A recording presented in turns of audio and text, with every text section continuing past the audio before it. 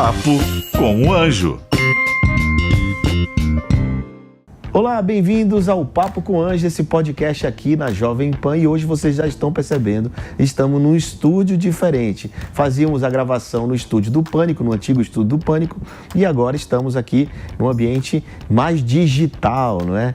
E sempre com um convidado especial. Hoje eu trago um cidadão incrível, um cara que eu gosto muito, amigo dos meus filhos, e a história dele é muito bacana, vocês vão se inspirar na história dele, que é uma pessoa que ajuda outras jovens a fazer intercâmbio, a entender como é que é a experiência internacional, como é que é estudar fora do país, como é que é ter uma experiência fora do Brasil.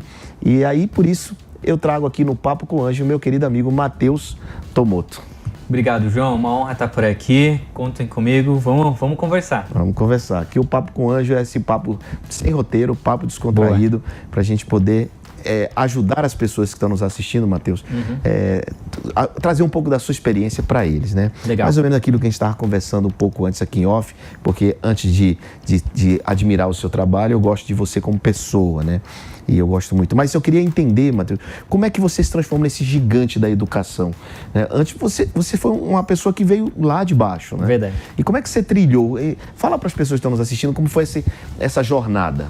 Cara, isso é muito interessante, porque a gente está num mundo em que a galera olha só a foto, o momento da noite pro dia, só a virada, que demorou 30 anos para acontecer, 25 anos para acontecer, né? Tô com 30 anos. 30, 25, até dos 5 não acredito.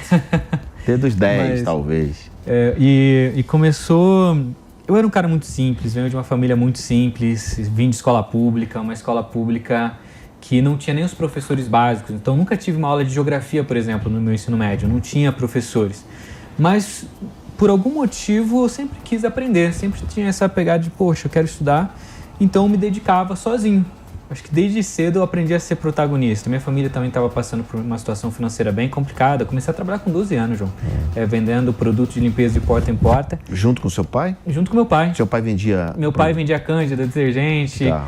Tinha uma Kombi, ele passava no bairro vendendo, eu ajudava ele. Ajudava e estudava? Ou já tinha largado o estudo? Não, fazia os dois. Meu pai nunca deixou largar os estudos, certo. Mas todo o tempo livre, enquanto meus amigos jogavam bola, eu trabalhava, né? Tá. Mas eu sempre sonhei alto, assim, de, poxa, eu quero ter uma educação maneira, eu quero ter um acesso a professores, eu quero aprender, quero ser um profissional. E eu pensei, poxa, eu vou tentar entrar numa faculdade no Brasil.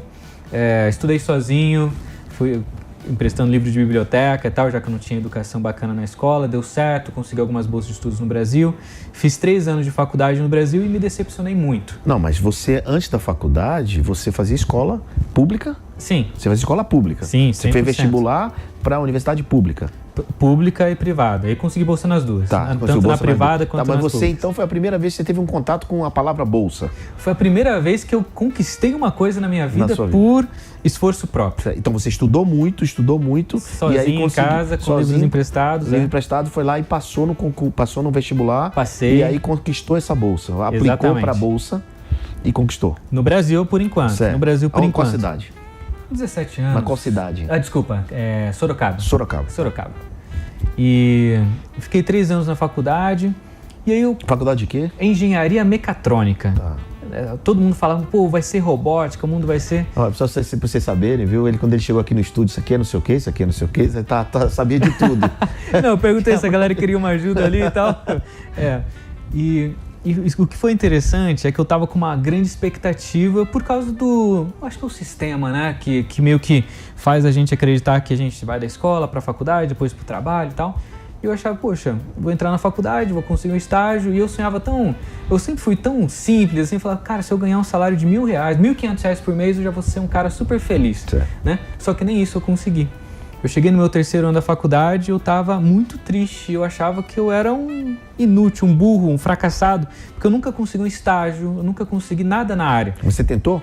Muito. Eu acordava às 5 da manhã para entregar currículo na frente das empresas. O que você estava fazendo não era a maneira certa de buscar trabalho, é isso? Na verdade... Você não sabia fazer a busca? Eu acho que até sabia, eu não sei. Eu aplicava online e aplicava lá. Também no presencial. Cara, fiquei 3 anos entregando toda semana. Eu sempre fui muito empenhado, sabe? Certo. E aí foi um momento que eu desisti do Brasil por um momento. Eu falei, cara, eu não tô conseguindo conquistar nada no Brasil. Isso no terceiro ano de faculdade. Terceiro ano. E se eu tentasse fora? Foi aí que eu comecei a pensar em fora. Eu falei, poxa, será que... Sei lá, comecei a sonhar, né? E aí tinha um dia que minha mãe estava vendo o jornal e falou, Matheus, olha essa bolsa de estudos aqui nos Estados Unidos, por que você não aplica? Eu falei, não sei de onde minha mãe tirou isso, foi um negócio muito... Ela leu, estalo... Eu acho que ela sentia, eu nunca falei isso pra ela, mas ela sentia que eu estava triste e tal, porque eu trabalhava em chão de fábrica, né? Eu queria trabalhar na área de engenharia, nunca consegui, né? E aí ela falou, poxa, Matheus, por que você não tenta? Eu falei, pô mãe, gostei. E era uma bolsa pra quê? Para uma bolsa de 100% para eu fazer engenharia nos Estados Unidos. A engenharia para eu também. transferir minha faculdade para lá. Para lá, tá. Pois é. Foi aí que começou. E aí eu falei, mãe, eu vou aplicar, eu vou tentar. E aí, Kepler, olha como era simples, ou inocente, ingênuo, acho que ingênuo é a palavra. Eu tinha 3 meses para enviar toda a documentação para concorrer a essa bolsa. E um dos documentos era para comprovar que eu era fluente em inglês. Certo. Só que eu venho de escola pública. 3 anos do meu ensino médio, eu nunca aprendi nada. Verbo to be, nem isso eu sabia. Tá. Nunca tive... Você não era fluente. Eu não tinha nada de inglês. E a minha família nunca teve condições de pagar um curso. Só que, pela minha ingenuidade, eu falei, cara, eu vou tentar. Poxa, eu não sabia quanto tempo uma pessoa levava para aprender inglês. Eu falei, vou tentar. Eu estudei por 3 meses. Estudei muito daí, né? Óbvio, né? O inglês? Inglês. Peguei Mas então pesado. você sabia que era pré-requisito. Porque eu tinha, no jornal lá estava escrito os pré-requisitos, né? Um deles era inglês, os outros era ser bom aluno na faculdade e tal, isso já era, né? Mas o inglês era o impeditivo. Eu falei, pô, vou tentar esse negócio. E fiquei estudando por 3 meses inglês, apliquei para a prova pela primeira vez, fui reprovado. Fiquei muito triste. Apliquei pela segunda vez, fui reprovado de novo. A segunda é no ano seguinte? Não, eu tentei aplicar uma vez, depois marquei a outra para 15 dias depois. Tá. Aí depois marquei a terceira para 15 dias depois dessa. Então, no total foram 4 meses. E na terceira vez eu passei. E aí, quando eu passei... Foi persistente. Corrigiu os erros que você tinha cometido. Corrigindo erros. Você foi corrigindo erros. Foi corrigindo erros. É importante você estar nos assistindo. Olha, ele tentou 3 vezes, mas ele corrigiu os erros. Né? Não foi insistente, ficou naquela de insistir. Ele foi corrigindo, né? Então, não, é verdade. Vamos passando as mensagens para quem está nos assistindo, certo. Que é muito importante, né? Imagine ficar insistindo na mesma coisa. Daí ia dar o mesmo resultado. Eu ia melhorando, entendia, corrigia o que eu errei. E tem toda uma pegada emocional também, né? Porque eu arrisquei muito. Eu saí do meu estágio para estudar, né? Eu saí do meu trabalho para estudar, então foi complicado. Mas na terceira vez passei e aí recebi um aceite de uma bolsa de 100% nos Estados Unidos que pagava tudo, hospedagem, alimentação, passagem aérea, pagava tudo, pagava seguro-saúde, visto. E você embarcou na primeira vez na sua vida numa viagem internacional? Primeira vez que eu fiz uma viagem mesmo? Caramba, já foi direto para os Estados Unidos, olha que coisa. Qual o ano disso? Foi 2013, 2014. Agora, não foi muito tempo não. Eu estava com 23, 24 anos. E essa foi a minha segunda conquista e eu acho que a partir desse momento eu comecei a ficar mais confiante. Falei, poxa, eu acho que se eu perseverar, não desistir, estudar, me dedicar, eu consigo realizar as coisas. E foi realmente acontecendo, porque depois que eu fui lá, foi uma graduação sanduíche, como se fosse um intercâmbio para eu estudar lá por 1 ano, 1 ano e meio. Depois eu tinha que voltar para o Brasil, terminar no Brasil. Sanduíche porque faculdade Brasil, faculdade fora, depois volto para o Brasil. E lá eu conheci um monte de intercâmbio, um monte de oportunidade que eu nem imaginava que existia. E aí, então, você estava lá cursando e você viu intercâmbios, vários intercâmbios, e você viu que existe um mundo, muitos brasileiros fazendo intercâmbio, e aí você despertou para isso e quis fazer outro intercâmbio. Quando eu cheguei lá, não eram nem brasileiros, eram intercâmbios que chineses faziam, indianos faziam, e até alguns americanos, e eu nunca vi ninguém falando disso no Brasil. Eu era um cara, né, antenado, sempre procurando as coisas no Google e tal, e aí eu comecei a aplicar. Falei, poxa, será que eu tenho capacidade de aplicar? Fui aplicando para todos eles. O primeiro foi um estágio de verão, que eu nunca tinha conseguido um estágio na vida, então eu queria estagiar. Summer job. Porque eu queria um estágio, né? Ainda veio aquele sonho. Falei, poxa, eu vou tentar aplicar. 3 anos no Brasil, não consegui nada. Quando eu apliquei pela primeira vez nos Estados Unidos, eu passei em 135 estágios. Uau! Desses 135, estágio no Google, no Facebook, em Harvard, MIT, Stanford, Yale, Amazon. Então, puxa, aí eu já tava... O Summer Job é remunerado? Alguns sim, outros não. Tá. Ou você vai 100% gratuito, então ele já cobre em todos os seus custos, ou se você é um profissional, já tem um pouquinho mais de experiência, eles, além de cobrir tudo, eles te dão um salário. A universidade que você entrou era boa? Era boa. Eu fui para Purdue University. Purdue é onde? Foi em Indiana, 1 hora de Chicago. Foi a universidade que formou o primeiro homem a pisar na Lua. Tá. É uma engenharia, né? Engenharia, minha área. Aí depois de lá, passei em vários summer jobs, vários estágios, fui para MIT. Aí você aceitou vários summer jobs, daí recusei, aí você né, aplicou para o MIT. Eu tinha passado, né? Eu passei em 135 summer jobs. Não, mas era summer job. Isso, e aí eu fui fazer o summer job no MIT. Ah, então você escolheu o MIT. Aí eu escolhi o MIT para fazer o estágio. A ideia era eu ficar 3 meses lá, a galera gostou de mim. Matheus, fica mais tempo aí e se você quiser, a gente pode te oferecer uma bolsa de mestrado. Você volta pro Brasil, finaliza, termina e depois volta. Você volta para cá. Mas nessa época, eu comecei a voltar a sonhar e a acreditar em mim. E aí eu vi, foi o primeiro ano que a MIT ficou como a primeira universidade no ranking mundial, né? Na frente de Harvard, Stanford, etc. MIT é na região de Boston, né? Muito perto de Harvard, inclusive. Do lado os de campos Harvard. são perto um do outro. A galera até faz aula juntos, né? MIT é um Instituto de Tecnologia de Massachusetts. Exato. Aí que vem a palavra difícil, Massachusetts. E lá eu voltei a acreditar em educação. Falei, cara, olha de onde eu vim, uma escola pública, que mal tinha professores, que eu tinha que estudar por conta própria, porque eu não tinha um sistema, e cheguei no MIT, o diretor do laboratório conversava comigo toda semana. Também você se colocava muito à disposição, né, Matheus? Eu sempre fui muito proativo, Você foi muito proativo, você fazia muito mais do que era demandado. Com certeza. Se o Summer Job te falava, você fazia aquilo e muito mais, né? Então você não ficava ali, eu só vou fazer isso, não sei o quê. Você fazia muito mais. E aí as pessoas viam isso, diziam, peraí, vamos chamar o Mateuzinho aqui pra gente fazer com a gente aqui. E né? algo maneiro, um jeitão do brasileiro, que às vezes a gente acha que é ruim, mas, cara, a gente é tão proativo, criativo. A gente foi criado, né, para sobreviver, né? E aí eu falei, poxa, eu quero levar essa educação pro Brasil. Eu quero... Mas que educação você queria levar? Modelo MIT. Modelo MIT? Eu falei, tudo isso aqui, um diretor, o cara é diretor do laboratório e toda semana ele se reunia comigo, o estagiário, para conversar e dar feedback do que eu estava fazendo. Se eu precisasse conversar com qualquer pessoa, ele só falava, ele mandava um e-mail, 1 hora depois eu podia ir já lá no laboratório conversar. Se eu precisasse de qualquer equipamento, ele arranjava para mim, para fazer as pesquisas. Foi lá que você aprendeu a tocar piano? Não, esse foi mais cedo. Foi com uns 14 anos. E aí eu falei, poxa, imagina se a educação brasileira tivesse esse nível, o nível da melhor universidade do mundo. Aí eu voltei para o Brasil para tocar um projeto de educação. Ah, foi? Você tocou um projeto aqui? De faculdade? Fiquei 2 anos num projeto. Mas você conseguiu se formar aqui? Me formei, virei engenheiro. Aí eu voltei para o Brasil. O Matheus se formou. Me formei enquanto tocava esse projeto. Tocava esse projeto simultaneamente. Aí ele virou. Esse projeto tinha 2 vertentes. Uma de consultoria para universidades. Então eu ajudava universidades a trazer algumas coisas internacionais para cá. Eu ajudei muito em alguns conceitos bem interessantes.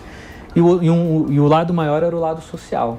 A gente chegou a impactar mais de 10 milhões de jovens presencialmente, João, no Brasil. Eu passei por mais de 200 cidades, né, no primeiro ano. Cheguei em aldeia indígena, conversar com a galera, falando de protagonismo. Por essa universidade? Sozinho, meu projeto. Era meu aí projeto. você fez o seu projeto? Era meu projeto. Era teu projeto. E você já tinha dinheiro para isso? Aí que tá. Como é que você conseguiu toda a grana? Porque você era um... Não, aí que tá. Aí que tá. Até agora eu não vi dinheiro entrando aí, a gente aqui é papo com o anjo, lembra disso? Não, tá certíssimo. Contar os segredos do dinheiro, como ele chegou aí, quais são os caminhos. Eu ganhava um pouquinho lá no MIT, eu tinha um salário, mas não era muita coisa, né? Mas eu consegui fazer um pé de meia. E aí eu fiquei 2 anos ajudando a galera, e muito disso eu viajava por conta própria, com meu carro, né? Cheguei a fazer viagem de 24 horas dirigindo para aqui no Brasil. No Brasil, porque o meu sonho era mudar a educação do Brasil, né? Esse era meu propósito, né? Aí você criou um método? Como é que você criou? Criei um método. Um método de empreendedorismo? Um método de quê? Um método de... O que eu acreditava que todo jovem precisava ter para ter sucesso. Tipo, como se fosse uma escola da vida. Tem que ter protagonismo, tem que ter soft skills, hard skills. Tudo. Ensinar um pouquinho de programação, habilidades do futuro. Então a gente empacotou... Isso 2015, 2016? 2015. A gente chegou a ter 200 voluntários. E aí que pegou? Acabou virando um projeto mais social do que uma empresa. E aí todo o dinheiro que eu tinha guardado nos Estados Unidos... Você investiu e gastou? Eu gastei. Gastou nesse projeto. E aí, depois de 2 anos, o que aconteceu? O Matheus estava falido. Voltei para casa dos meus pais com nada. Mas com uma formação e com uma experiência internacional. Com certeza. E eu tinha ajudado muita gente no Brasil. Mas foi uma lição que eu aprendi. Eu acho que é maneiro ajudar os outros. mas eu acho que antes a gente tem que cuidar do nosso próprio eu. Eu perdi tudo mesmo fazer uma ajudando coisa o outro. social, de repente você entendeu que precisava fazer um negócio social. Exatamente. Né? E na época eu não sabia o que era empreendedorismo social, eu não sabia nem o que era empreendedorismo, eu só queria ajudar as pessoas, né? E aí foi tudo que eu tinha. E aí depois disso, você começou a estudar mais ou você começou a entender mais de negócio? Foi aí que eu comecei a entender de negócio. Foi aí que eu conheci o Davi. Certo. Foi nessa época que eu conheci o Davi, eu falei, cara, preciso empreender agora, né? Porque eu tentei empreender e virou um negócio social. Preciso criar algo sustentável que eu consiga sobreviver ajudando os outros, né? Porque eu sempre fui muito eu queria empreender para ajudar os outros, não era para eu ganhar dinheiro e tal. A gente infelizmente vê tanta coisa ruim na internet hoje, gente que, né? Não vou nem entrar em detalhes. Então foi para isso. Aí eu falei, poxa, eu vou ensinar a galera a ir para fora. Foi aí que começou... Porque você tinha uma experiência, você ia falar daquilo que aconteceu com você. Exatamente. Como é que você aplicou foi aprovado em 100 e tantos chamados? Exatamente. Como é que você fez uma bolsa, foi reprovado 3 vezes e conseguiu passar? Então, Como eu estudei inglês... Veja a importância do que ele está dizendo. Ele tem a experiência prática do sucesso e do fracasso. Não foi da noite pro dia, como ele diz no começo aí. Quem vê a foto não vê o filme, né? Pois é. E aí me conta, aí você montou uma empresa, outra empresa, quebrou essa, como é que foi a virada? Aí eu fechei ela, falei, poxa, ajudei muita gente, vou voltar a ajudar no futuro, mas deixa eu cuidar de mim. Eu preciso comer, preciso trabalhar, preciso ter uma renda, né? E aí eu montei uma empresa de ajudar as pessoas a ir pra fora. Aí a gente começou com 3 programas, Summer Job, graduação sanduíche, que era esse período de 2 anos fora, né? Depois voltava pro Brasil, e inglês, para ensinar a galera a passar nessas provas de inglês para estudar fora. Específico para passar nas provas. Começou com esses 3. E começou como? Internet? Foi tudo internet. Tudo internet. Não era um lugar presencial, não, era tudo internet. Tudo internet. Eu comecei com Instagram, Facebook, comecei a ensinar a galera. Isso já era 2017? 2016, 2017. As pessoas começaram a me perguntar, Matheus, como que você fez? Eu, graças a Deus, fiz um trabalho tão bacana na MIT que eu saí em vários jornais, né, de algumas descobertas científicas que eu tinha feito e tal. E a galera começou a mandar mensagem, tinha uma demanda, comecei a ajudar o pessoal. E depois virou realmente um negócio. E aí a gente foi expandindo. Eu falei, poxa, esse negócio aqui tá ficando maneiro. Tô ajudando bastante gente. Estamos dando oportunidade para jovens brasileiros que não tinham oportunidades, que a persona era eu. Aquele jovem que estava na faculdade, mas não conseguia estágio. Aquele jovem que saía do ensino médio e não tinha o conteúdo educacional suficiente. E a gente começou a expandir também a empresa. Hoje a gente tem 60 intercâmbios que a gente... 60 tipos de intercâmbios diferentes? 60 tipos para 60 de intercâmbio. Localidades diferentes? 60 tipos para 70 lugares diferentes. 70 países diferentes. 70 países. E os 60... Mas isso não abalou com a pandemia? Muito pelo contrário, a gente cresceu 300% com a pandemia. Então, não Mas é porque a gente também deu uma pivotada diferente. Tá, qual foi? É importante você falar isso para as pessoas entenderem. Porque, vamos lá, o intercâmbio pressupõe que a pessoa sai daqui e vai para um outro país que está fechado. Né? Então, o que é que você fez? Você focou mais na educação, na preparação para que quando abrir ele vá, isso? Foi isso. Bom, então, você simplesmente, com a pandemia, você deu educação, você preparou o estudante para quando abrir ele ir para lá. A gente tem um modelo de negócio diferente, João, do convencional. Primeiro, eu não queria trabalhar só com classe A e classe B. Eu queria trabalhar com todo mundo. Então, o jovem que vem de uma comunidade carente, eu queria que esse cara pudesse ir para fora. E aí ele não tem como pagar. Exatamente. Mas você então montou um modelo de negócio de várias faixas de preço. Eu primeiro comecei em classe C para baixo. Tá. O meu primeiro público-alvo, e até alguns meses atrás aí a gente deu uma pequena expansão agora, mas a minha comunicação é muito público C, D e E.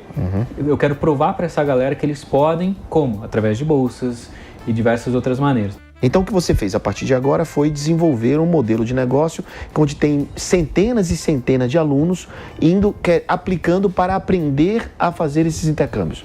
Esse é o teu business hoje? É uma metodologia, exatamente. É uma metodologia que eu ensino ele a se preparar, escolher quais são os melhores intercâmbios para ele, baseado no que ele deseja de futuro e etc., condição financeira. Então você tem do outro lado aqui a demanda de uma faculdade, a oportunidade de uma bolsa, aqui você tem um curso online, onde ele aplica, ele começa a aprender, ele faz testes, que é para esta faculdade. Eu dou mentoria, a gente tem simulador, certo. A gente tem diversas ferramentas. Tem simuladores, você tem ferramentas tecnológicas. E onde que foi? Qual que foi o pulo do gato aí?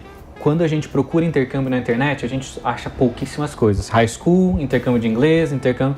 A gente quis trazer todos os intercâmbios e eu faço questão de todos os meus alunos aprenderem todos os intercâmbios. Entendi. Então, para quê? Para ele poder tomar, depois de aprender todos, ele tomar uma decisão. Qual é o melhor para mim? Deixa eu fazer duas perguntas. A primeira é o seguinte, você sabendo o que ele vai encontrar lá no intercâmbio, eu sei que a experiência física é um negócio incrível. Claro. Você nunca pensou em simular o mesmo aprendizado que ele vai ter lá aqui na internet, para ele não ter que se deslocar? Eu nunca pensei nisso, porque eu acho que a experiência de ir pra fora é a muito experiência bacana. é incrível, né? Além do inglês, mas não pensei nisso não. Porque de repente a pessoa não passou, mas ela quer ter a mesma aula que ela vai ter lá, ela quer ter aqui. Mas um dos intercâmbios é esse. É assim, né? Você pode ter aulas de Harvard da sua casa, de graça. Tá bom, beleza. Bom, essa é a primeira pergunta. A segunda pergunta é, você já pensou em transformar isso em uma startup, ou seja, de um modelo de negócio viável, com investimento, com crescimento, com fundraising, etc? É o que a gente está fazendo agora, é o nosso momento de negócio. A gente está querendo tornar ela menos dependente do Matheus. Como é o nome dela? Universidade do Intercâmbio. Porque o Matheus é um brand, né? O brand não dá para investir no brand. Pois é, e eu não quero ser a cara e o negócio depender da minha cara. Você falou que tem 40 professores. Agora a gente está com 40 professores. Foi aí que a gente começou. Foi algo desse ano. A gente começou a contratar a equipe, a gente começou a colocar outros rostos, desvincular Matheus Tomoto, ter uma metodologia que continua em Sorocaba? Funciona, continua em Sorocaba. Olha, quem está nos assistindo aqui e quiser ter uma experiência com intercâmbio, quiser ter uma experiência internacional, entra lá, como é que é? Universidade do Intercâmbio ou Matheus Tomoto em todas as redes sociais. Universidadeintercâmbio.com.br. Universidade do Intercâmbio. Do intercâmbio.com.br ou em qualquer Instagram, Matheus sem H, Matheus com H, Tomoto, T-O-M-O-T-O, Matheus Tomoto. Matheus, olha, eu vivi isso perto, eu estive em Harvard, encontrei com você lá, você ajudou meu filho quando ele estava em Boston, Davi, né, naquela mudança de high school, não sei o que, perdeu o passaporte. E você, na prática, eu vi a capacidade dele na prática, comigo, o que ele fez pela nossa família, né, para Davi. Então, assim, cara, recomendo a todos vocês. Isso aqui não é um merchan, isso aqui é uma constatação, Matheus. Você é brilhante, depois, esse negócio é gigante, eu gostaria muito, quem sabe, no futuro, olhar essa tua oportunidade aí, de repente, né? Agora, Matheus, todo mundo que vem aqui tem que deixar um recado para os empreendedores. Primeiro você vai falar, você me responde o que eu não te perguntei e depois você deixa se você quiser falar alguma coisa, e depois você deixa um recado para aquela câmera ali, que é a sua câmera, para quem está nos assistindo. Eu tenho alguns aprendizados que para mim foram muito importantes. Primeiro deles, seja positivamente egoísta. Cara, é lindo você querer abraçar o mundo, ajudar todo mundo, mas primeiro pensa em você. Foi um erro que eu cometi e deixo de conselho para todos vocês que estão nos assistindo. Segundo, não importa o mercado, não importa a dificuldade, não importa o quanto você acha que o negócio é concorrido, sempre vai ter uma abertura. Por quê? Porque nós somos brasileiros, a gente está acostumado com essa sobrevivência, a gente é criativo e etc. Terceiro, é normal sentir medo em todas as etapas da sua jornada. Medo de fracassar, medo de decepcionar os pais, medo de gastar grana, medo de falir, cara, medo de repente não dar conta. Isso faz parte e na prática a gente tem que ir com medo mesmo. E por último, eu não acredito em impossível. Um cara que veio de escola pública, passou por MIT, depois eu acabei não contando, não deu tempo de contar a história, virei pesquisador em Harvard, fiquei 2 anos lá, depois fiz pós em Stanford, pós em Oxford, já ajudei mais de 40 mil brasileiros, né? É muito inimaginável, é uma história muito impossível ou improvável. Isso mostra para mim que não importa de onde você vem, não importa qual a sua condição financeira, não importa quais são suas notas na faculdade, eu não era um dos melhores alunos, mas quando você está no caminho certo, está na direção correta, coloca o esforço necessário e tem humildade para aprender e se autocorrigir, cara, você pode chegar onde você quiser. Uau! Olha lá, quanta lição bacana, quanta história de vida, e eu tenho muita honra e orgulho de ser seu amigo e você ser amigo da minha família. Demais. Isso é muito brilhante o que você faz por todos esses jovens brasileiros, mais de 40 mil alunos, isso é impressionante. Então, senhoras e senhores, esse foi Matheus Tomoto, esse foi o Papo com o Anjo, te vejo no próximo episódio. Papo com o Anjo.